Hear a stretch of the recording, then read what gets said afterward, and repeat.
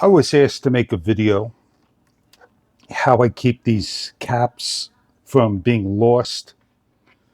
Let me just show you how simple this is. I'm going to take the string, bring it around the shock. It goes to the bottom.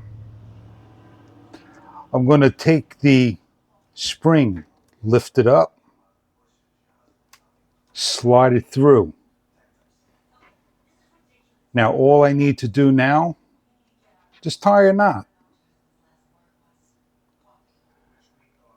Just like so. That's it. Finish the knot off.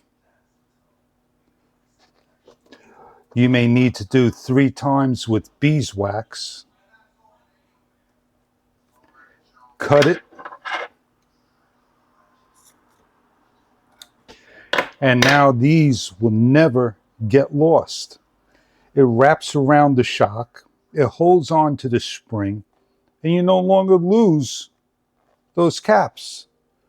Just make sure when you do this that the opening, the little slit, is on the other side, away from the actual opening. That's it. You're good to go.